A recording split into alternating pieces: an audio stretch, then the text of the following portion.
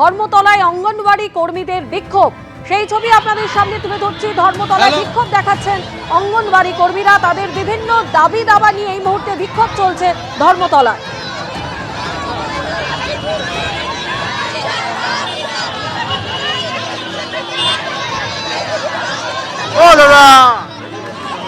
সরাসরি আমাদের প্রতিনিধি সন্দীপ সরকার আমাদের সঙ্গে রয়েছেন। সন্দীপ, কি কি দাবিতে অঙ্গনওয়াড়ি কর্মীদের এই কর্মসূচি?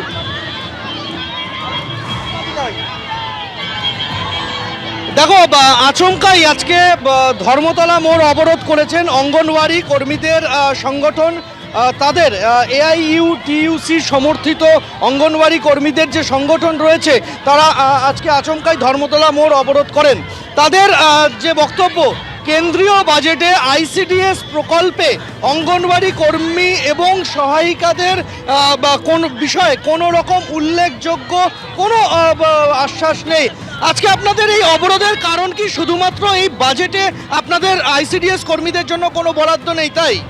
শুধু আজকের আপনারা জানেন 1975 সালে এই স্কিম, কেন্দ্র এবং রাজ্য উভয় সরকারের এই স্কিম বাড়ানোর জন্য আমরা বিরাট আশা করে রেখেছিলাম কেন্দ্রীয় সরকার কিছু একটা করবে।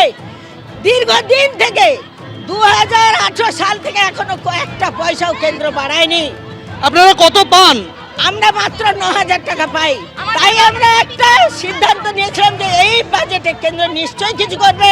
কেন্দ্র কিছুই করলেন না, মা শিশুদের বরাদ্দ বাড়ালো না, অঙ্গনওয়াড়ি কর্মী সহায়িকাদের কোনো বাজেটে কোনো বরাদ্দ বাড়েনি।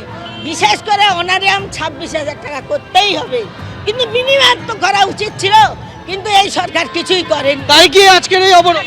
তাই আমাদের আজকে অবরোধ। দীর্ঘদিন ধরে আমাদের পরিশ্রম করিয়ে নিচ্ছে, কিন্তু আমাদের মাত্র 9,000 টাকা বেতন দিয়ে। আমরা দেখেছিলাম যে অঙ্গনওয়াড়ি কর্মীদের আগে আশা কর্মীরা তারা তাদের বেতন বৃদ্ধির দাবিতে রাজ্য জুড়ে তুমুল আন্দোলন করেছিলেন এবং গোটা রাজ্য রীতিমতো তোলপাড় হয়ে গিয়েছিল তাদের ওই একদিনের যে কর্মসূচি ছিল স্বাস্থ্য ভবন অভিযান তাকে কেন্দ্র করে, এবং রাজ্যের বিভিন্ন কোনায় কোনায় পুলিশের ধরপাকড়, বিবিধ অভিযোগ ওঠে। সেটা ছিল আশা কর্মীদের আন্দোলন, আশা কর্মীদের বিক্ষোভ।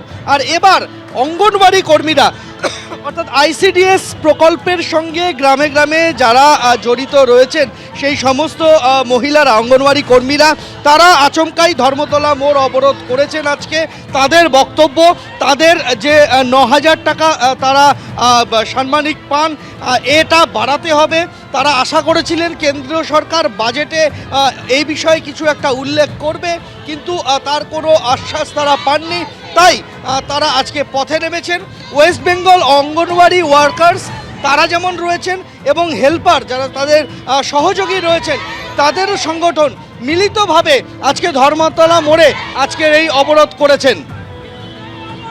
ধন্যবাদ সন্দীপ। ABP আনন্দ, এগিয়ে থাকে, এগিয়ে রাখে।